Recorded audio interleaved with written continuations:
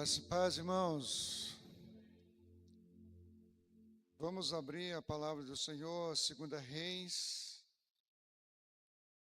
capítulo 4.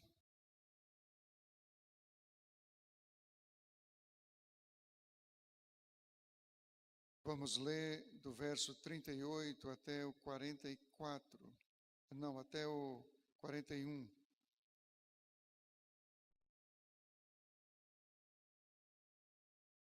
E voltando Eliseu a Gilgal, havia muita fome naquela terra, e os filhos dos profetas estavam assentados na sua presença.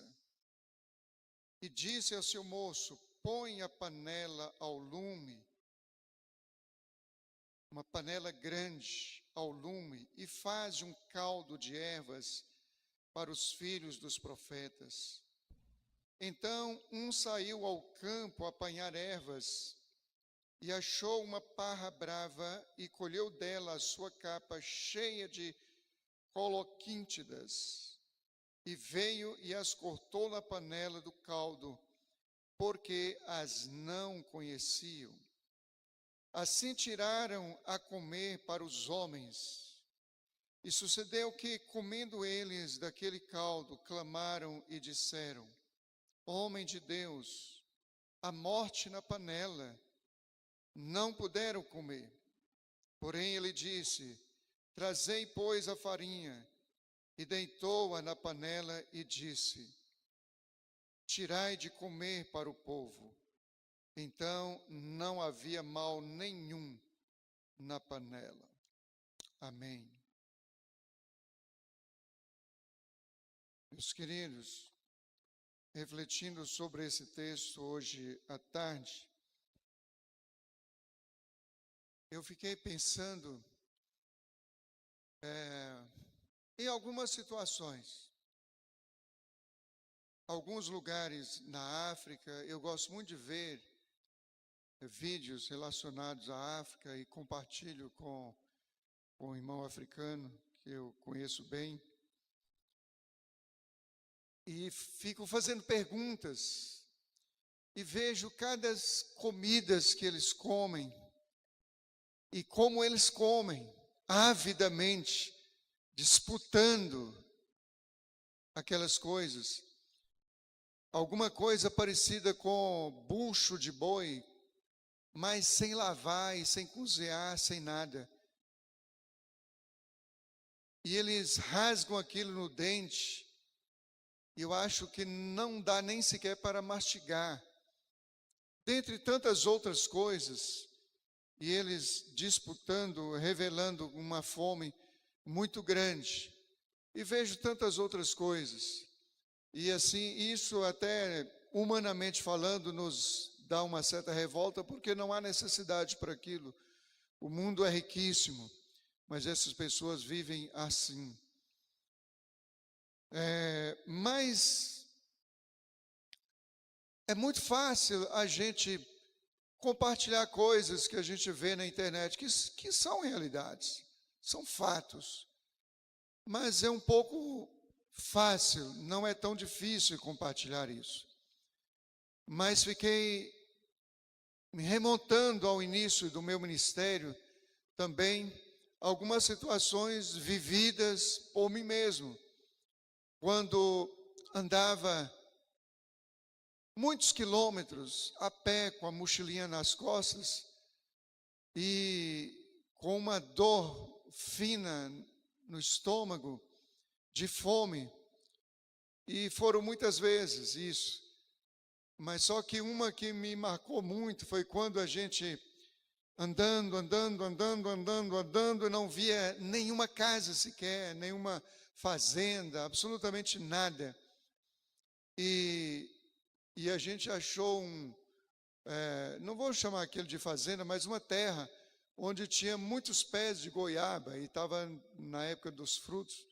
E a gente entrou ali, eu e mais 6 homens, mais 6 pastores, e ali a gente retirava e a gente comia, e não havia nem sequer purificação da goiaba. O que tinha e vai tudo. E eu cheguei a desenvolver uma dor muito constante, perene, no meu estômago, por causa do descuido. Quantas e quantas vezes eu almoçava e jantava lá para as 9 horas da noite, e durante o dia eu não comia absolutamente nada no trabalho da obra de Deus. E a janta não era, quando se fala jantava, né, os irmãos estão pensando que é essa janta que a gente tem hoje, que vocês têm em casa, que eu tenho em casa, ou que pelo menos poderia ter. Não, era alguma coisa relacionada a algum fruto da terra, tipo um açaí, uma abacaba, ali com peixe, com a farinha grossa, e pronto, era só aquilo. Eu não tinha esse hábito de comer essas comidas, mas era aquilo que tinha. Então, queridos, eu fui me remontando a essas e outras circunstâncias vivenciadas por mim mesmo. Eu gosto muito de dar testemunho de homens, heróis da fé e outras coisas dos livros e da internet hoje, mas eu acho que tem mais força o testemunho quando ele é vivenciado por nós mesmos. Queridos, a circunstância que Eliseu e os seus alunos da casa de profetas estavam vivenciando não era diferente, Era uma situação complicada, difícil. Havia muita fome em Gilgal, o contexto aqui é de uma escola de profetas. Quando esses filhos dos profetas se reuniam aos pés do profeta Eliseu, era uma escola de profetas. Ali eles aprendiam, ali eles eram ensinados. E a fome era braba, era difícil. Eu me lembro um dia que eu cheguei numa das regiões mais pobres que eu já vi na minha vida, numa região chamada, o irmão João lembra muito bem que ele vivenciou isso comigo, Morrinhos, na cidade de Isaías Coelho. Aí me lembro que o irmão João ofereceu um biscoito para uma criança e ele não quis. Ele ficava olhando a gente mastigar aqueles biscoitinhos ali, e a gente oferecia e eles não queriam. Mas a gente tinha absoluta certeza de que eles estavam com muita fome, mas eles não aceitavam. Aí a gente foi perguntar, mas por que você não quer? Por que você não quer? Por que você não quer? E eles diziam, é porque hoje não é dia da gente comer. Eles comiam em dias alternados, e eles eram educados assim, porque eles não tinham o suficiente para se alimentar todos os dias. Queridos, essa era a realidade de Gilgal. Era essa a realidade do seminário de profetas liderado pelo profeta Eliseu. Esse era o contexto. Muita fome. Meus queridos, enquanto nós estivermos refletindo sobre isso, vamos pensar que o profeta estivesse apenas fazendo uma analogia com a realidade da igreja hoje. Havia muita fome. E quando há, queridos, muita fome, nós revelamos algumas coisas em detrimento da realidade. Nós revelamos alguma coisa. Em detrimento da fome, nós revelamos alguma coisa. Em detrimento da nossa necessidade premente, nós revelamos algumas coisas. E uma primeira coisa, queridos, que o profeta revela aqui é a sua fé. Não tinha nada. Não tinha nada. Eles não tinham nada. Havia fome na terra. Eles não tinham nada. Mas aí o profeta pede para que consiga uma panela grande. Porque ele iria fazer uma comida para os profetas, para os homens, para os seus alunos. Eles estavam todos com fome. Por que ele não pensou numa panelinha pequena? Por que ele não pensou num pequeno lanche apenas? Ele pediu para que colocasse uma panela grande. Mas uma panela grande sem nada, como? É o exercício da fé. Porque a fé é a certeza daquilo que a gente não vê. Ele não via nada, mas pela fé, ele pediu para colocar uma panela grande. E ali ele iria fazer um caldo substancioso para todos os homens.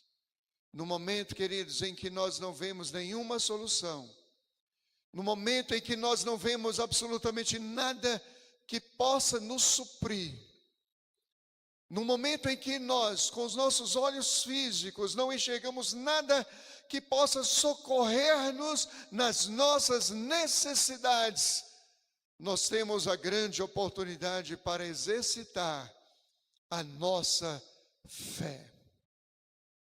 Pensemos nisso. Somos homens e mulheres de Deus. Somos igrejas do Senhor. Passamos por necessidades. E eu diria que passamos por necessidades espirituais. Eu já disse aqui que os indicativos da nossa geopolítica não nos anima tanto. Pelo contrário, nos desanima muito. A famosa realidade do ovo que todo mundo come não é o que está bem no nosso alcance hoje.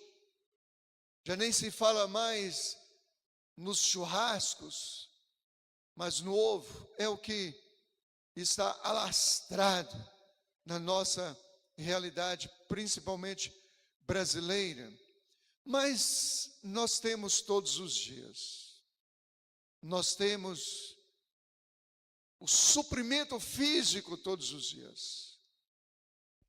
Temos salários garantidos.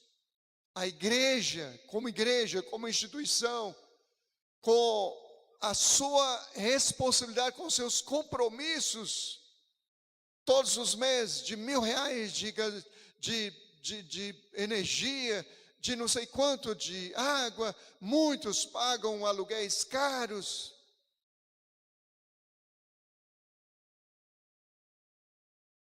Nós sabemos que passamos por situações complicadas, difíceis, para cumprir aquele compromisso todos os meses, sempre. Há um grupo de irmãos da surdina, do secreto, que dá com uma mão, mas não quer que a outra veja. Supre algumas dessas necessidades, com alimentos, com pessoas que pedem regularmente, constantemente. Mas nós entendemos que, primeiramente, é para os domésticos da fé, para os que estão mais próximos a nós. Mas, meus queridos, não é bem essa a realidade que eu quero expor. Porque se eu ajudo, eu ajudo. Mas se eu não ajudo, também eu não ajudo. Eu já decidi que não vou ajudar, que os outros ajudem. Mas eu já decidi que não vou ajudar. Então, isso é entre nós e o Senhor. Mas eu quero falar de uma fome que nós temos, às vezes, todos os dias. A fome espiritual. A nossa carência espiritual, a necessidade de oração, a necessidade de um alimento que parta da palavra de Deus, que parta da oração, dos exercícios espirituais, que supram as nossas necessidades. Nós precisamos, nós dependemos uns dos outros, pedimos oração ou orações uns aos outros. Vejo isso todos os dias. Nós precisamos entender, queridos, que nesse momento nós dependemos da nossa fé. Dependemos daquilo que nós não estamos vendo com os nossos olhos físicos, na certeza de que seremos supridos pelo Senhor. E há uma panela grande, com muito alimento, que o Senhor pode nos dar. Com caldo muito nutritivo para nos alimentar, suprir a nossa carência espiritual. Sabemos que essa panela grande existe, com muitos alimentos, com muitos suprimentos espirituais. E esse é o momento oportuno que nós temos para podermos exercitar a nossa fé, como o profeta exercitou a sua fé. Coloque uma panela grande ao lume, iremos fazer um nutritivo caldo para todos os homens, para todos os meus alunos. Mas, meus queridos, nesse afã de buscarmos o nosso alimento, nós podemos correr o risco de nos alimentarmos de coisas que não são nutritivas. É aqui que corre o grande risco de termos veneno na panela, é de acharmos uma planta viçosa, bonita, que enche os nossos olhos, mas que de repente não passa de uma parra brava, de um veneno que nós jogamos para dentro da igreja, para dentro de nós. E oferecemos para todos, na ânsia da fome. É uma reunião de oração ali, poderosa, poderosa. Tem alguém lá que fala toda a minha vida. Tem alguém lá que mete a mão na minha cabeça e todo mundo vai para o chão. Tem alguém lá que não tem nada escondido dentro de mim, dentro dos outros, revela tudo. É a irmã Fujioka, nem sei se existe essa empresa mais. Revela tudo, é uma bênção, é uma bênção. É um perigo. Eu não estou dizendo que Deus não faça tudo isso e que não haja profeta verdadeiro, existe. Mas eu estou exortando quanto ao perigo do veneno na panela. Eu já vi muitos casos desses, mas tem um que eu nem cheguei a vivenciar, mas uns irmãos de uma igreja anterior que cheguei a pastorear, estava reunindo, e chegava: pastor, o senhor precisa conhecer, é uma bênção, pastor, acontece isso, aquilo outro. Eu digo: eu vou lá, até mesmo porque eu quero saber onde é que as minhas ovelhas estão indo buscar alimento, se é que está faltando aqui. Tá bom, eu irei lá. Mas antes que eu fosse, o mesmo irmão disse: chegou uma irmã nessa reunião, e Deus deu discernimento para ela, e ela colocou a mão na cabeça da dirigente dessa reunião de oração. E ela caiu no chão possessa de demônios. Essa reunião de oração, que era uma bênção, não passava de demônios. Cuidado, barra brava, veneno na panela, veneno perigoso, veneno mortal, espiritualmente mortal. Repito, conheço muitos casos, mas vou contar um outro. Uma igreja começou próximo a uma igreja que eu pastoreava. Galpãozinho pequeno, e começou pequeno, um casal apenas. E de repente isso foi aumentando tão rápido que já estava atrapalhando o trânsito. Saiu dali e foi para um local maior. De repente esse casal, se passando por casal marido e mulher de pastores. Primeiro, não era casal marido e mulher. Era um homem e uma mulher, mas não era casal. E esse casal estava pedindo sangue dos irmãos para levar para orar no monte. Isso não existe senão onde demônios existem, para consagração a demônios. E de repente se descobriu que esse casal não era marido e mulher, e de repente essa igreja já não existia mais, e esse casal sumiu, dando seu sangue para homens, pessoas que não estão a serviço de Deus, para fazerem trabalhos espirituais. Isso não existe na palavra de Deus. Barra brava, veneno dentro da igreja, veneno espiritual dentro da igreja.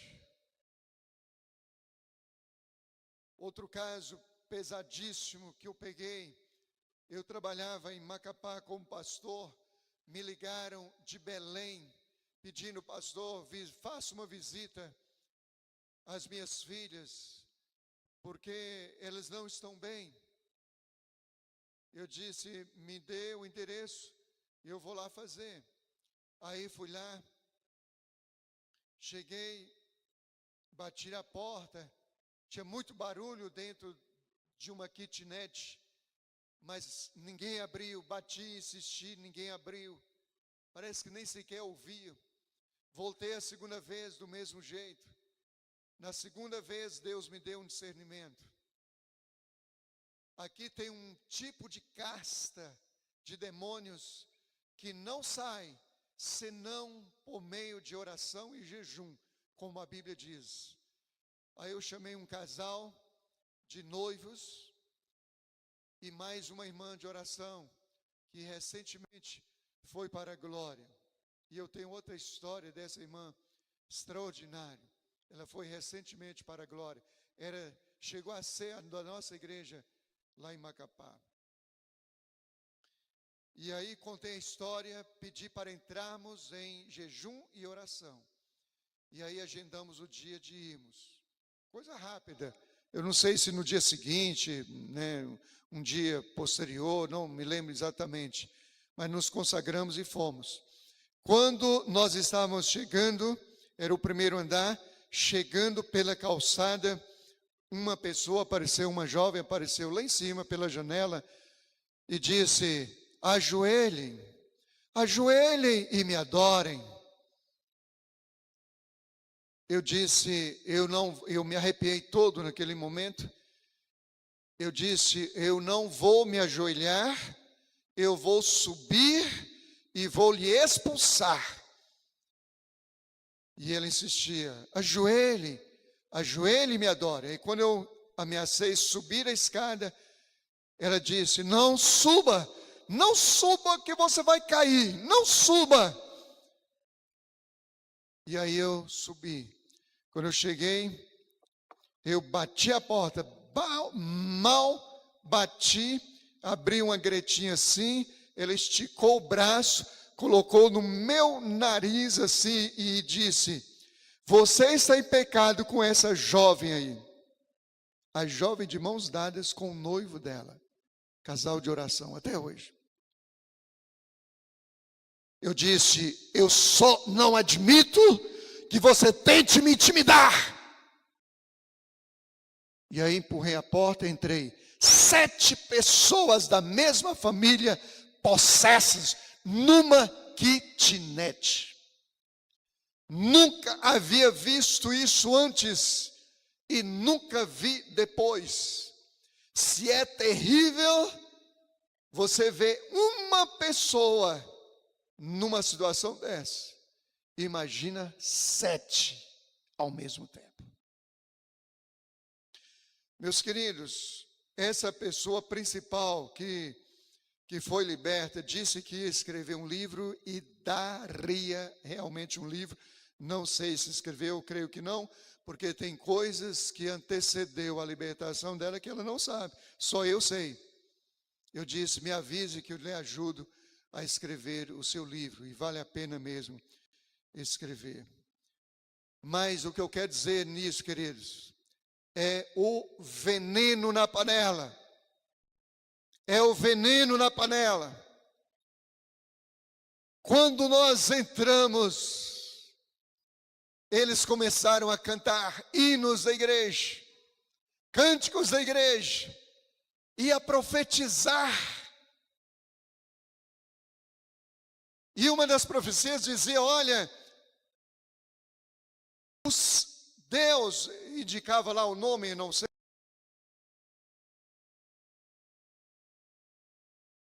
da família,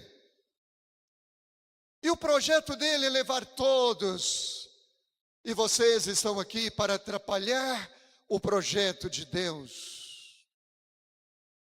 E cantava louvores da igreja.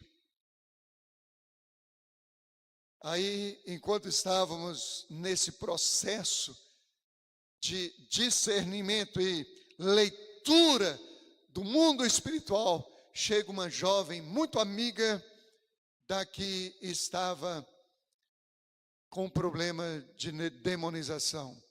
Quando ela chegou, minha amiga, e ali se abraçaram em pé, e elas não se desgrudaram mais, e grudadas mesmo, já deitaram no chão, pegaram um lençol imundo, sujo, fedorento, jogaram para cima delas, e ficaram acariciando a cabeça, o cabelo uma da outra. E quando o demônio se manifestou, era pombageira. Pombageira. E o projeto do inferno ali era matar todo mundo, de fome e de sede. Barra brava. Mas deixa eu dizer, essa amiga, sabe o que essa amiga disse? Meus pêsames, meus sentimentos, porque faleceu alguém da família. Essa pessoa estava viajando, não havia morrido ninguém. Sem percepção, comeu da parra brava, comeu do veneno. Era demônios, era parra brava. Cuidado, cuidado. A terceira lição aqui, queridos, é que esse rapaz que predispôs a ir ao campo para buscar o alimento, trouxe a parra brava, diz o texto, porque não conhecia. O profeta Amós diz, se não me falha a memória, acho que é Amós mesmo: errais por não conhecer as Escrituras e nem o poder de Deus. Ele trouxe parra brava porque não conhecia. A gente come parra brava por não conhecer.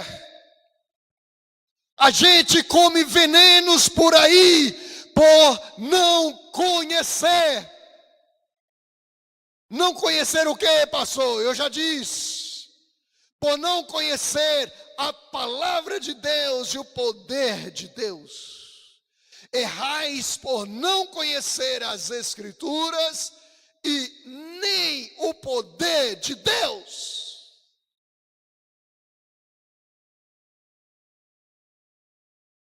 Não basta conhecer a Escritura.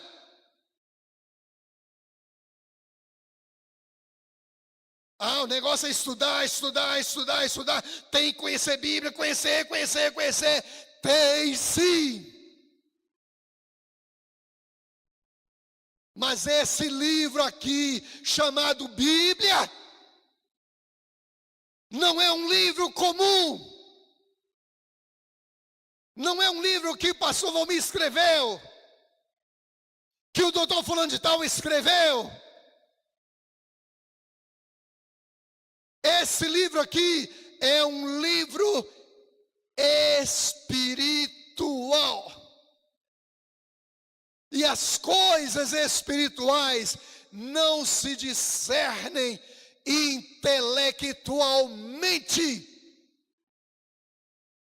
As coisas espirituais, diz a Bíblia, se discernem espiritualmente. O Evangelho é o poder de Deus. Paulo diz para os romanos, para a libertação de todo aquele que crê. Esse livro não é um livro comum. Não basta conhecer teoricamente. Não basta ler de capa a capa. Diversas vezes conhecer teoricamente. Esse livro não é um livro comum. É preciso conhecer o poder de Deus por meio dele. Esse livro é Logos. É palavra viva. É rema. Fala conosco.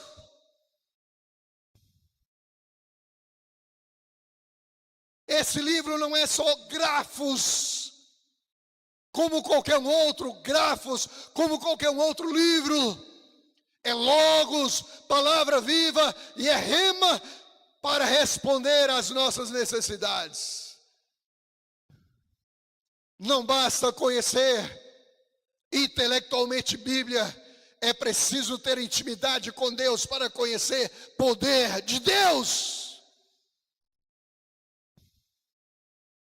Uma vez eu fui convidado para ir a uma reunião onde um determinado candidato à presidência da República iria falar para os pastores.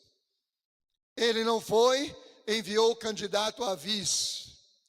Meus queridos irmãos, esse homem fez um apanhado histórico, passando pela Bíblia, até começando ali por o próprio Adão, Moisés, a libertação do povo de Israel do Egito, chegou em Jesus para libertar o povo, e agora, tipo assim, passou Moisés, passou Jesus, e hoje nós temos o candidato fulano de tal. E a pastorada aplaudiu e deu glória a Deus. Eu fico irado com tamanha heresia. Tamanha heresia. Um homem que conhece intelectualmente a Bíblia, talvez muito mais do que nós que estávamos lá, mas sequer sabe o que é poder de Deus.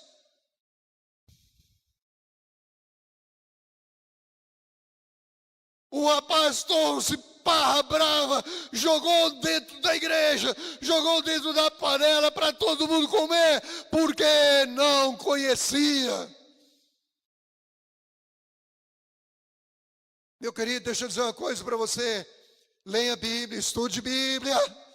Em nome de Jesus, mas não deixe de ter intimidade com Deus, com o poder de Deus, para que você tenha percepção, discernimento espiritual, para saber o que é e o que não é de Deus, para não estar comendo veneno por aí.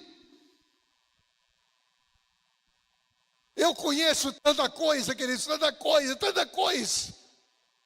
de ver, de conviver, mas eu sou muito ético nesse aspecto, de estar nominalizando. Eu prefiro dizer tudo sem dar o nome, porque o julgamento não é meu, é de Deus.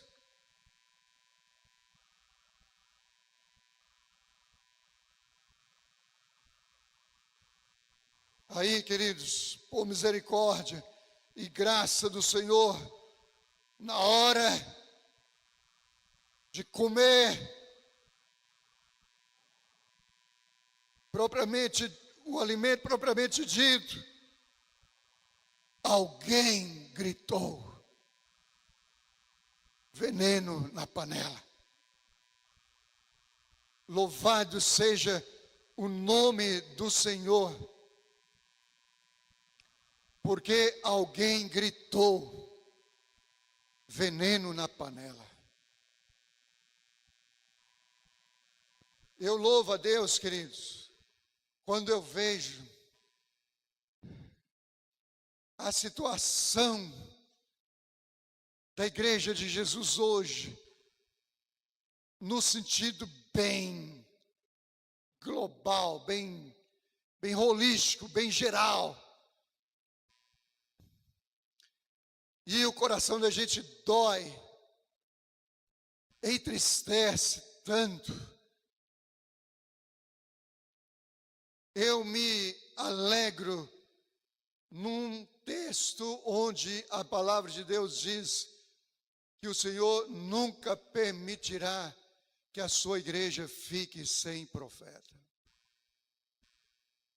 Sempre vai haver um deixado por Deus para gritar na hora certa: veneno na panela.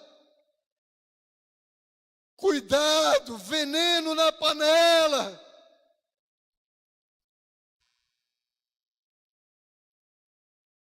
Você quer saber um veneno que está matando multidões dentro da panela chamada igreja?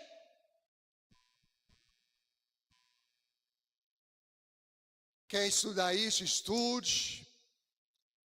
Quer aprender com isso? Aprenda. Quanto a isso, nada contra. Quanto a conhecer, nada contra. Estou prevenindo, porque eu vou dizer com muita força, para ninguém se aborrecer comigo. Mas sabe, uma parra brava, um veneno que tem matado multidões nos púlpitos das igrejas, dentro das panelas, multidões comendo. Sabe o nome dessa parra brava? Não é Colin Kitchener, não. Coach. Esse é o nome. Coach. Por isso eu disse, quer estudar? Não tem problema. Não tem problema. Quer conhecer? Não tem problema. Agora, não traga isso para o púlpito da igreja em nome de evangelho, porque não é. Não é. Aos 13 anos de idade, quando o Senhor me chamou para o ministério, Ele não me chamou para ser famoso.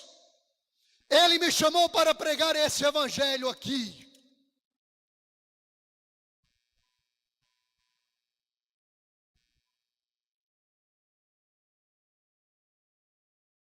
Eu não estou atrás nem de fama, muito menos de dinheiro. Eu tenho uma responsabilidade diante daquele que me chamou de pregar esse evangelho na sua genuinidade, na sua simplicidade, mas na sua genuinidade, não obstante as minhas limitações. Morte na panela, um gritou.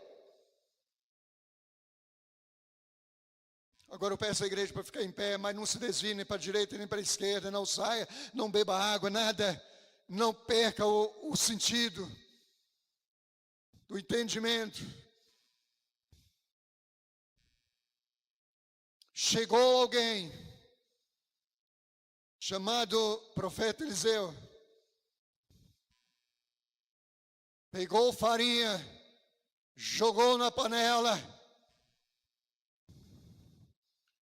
Repito, pegou farinha, jogou na panela e disse: agora pode comer.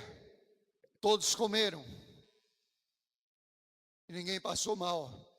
Todos se alimentaram, porque o veneno saiu. Deixa eu dizer uma coisa para vocês. A solução para esses venenos, para essas parras bravas que tem por aí, só tem uma coisa que elimina esse veneno, só uma coisa, mais nada. Vocês querem saber o nome dessa coisa que elimina o veneno? É só uma,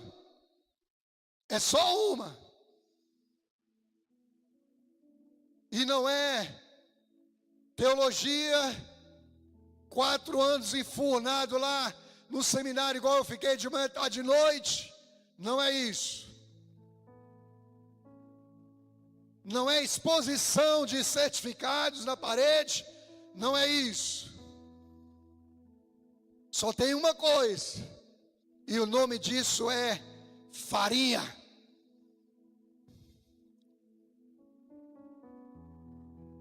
Mas eu deixo só explicar, queridos. Deixa eu só explicar. Farinha, essa farinha aqui é feita de trigo. Farinha de trigo é do trigo que faz o pão. Jesus é o pão da vida. É só Jesus que traz a solução para o veneno. É só Jesus. Mais nada, mais ninguém. Joga Jesus na igreja, o veneno sai. Joga o veneno na panela, que o veneno sai. Joga Jesus, o pão na panela, o veneno sai. É a presença de Jesus. E não é aquela presença teórica, aquela presença histórica de que Jesus é onipresente, Ele está presente em todo lugar. Não, é uma presença ativa, viva e ativa. Uma presença funcional. É Jesus agindo na igreja, com liberdade para agir na igreja. Joga Jesus na panela e o veneno sai. Joga Jesus na igreja, o veneno sai.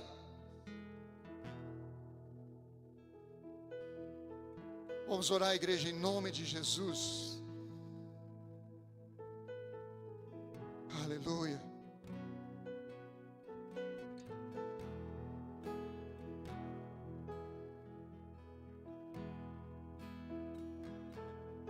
Deus, nós oramos a Ti agora. Tenha misericórdia de nós. Tenha misericórdia da Tua igreja. Tenha compaixão da tua igreja, Senhor. Não permita nos alimentarmos de barras bravas por aí. Dá-nos a graça de conhecermos não apenas as Escrituras, a tua palavra, mas também o teu poder, para que não nos enganemos, para que tenhamos discernimento, percepção do mundo espiritual. Em nome de Jesus, tenha misericórdia de mim e de cada um dos meus queridos irmãos. Eu oro, meu Pai, em nome do Senhor Jesus Cristo. Aleluia. Amém.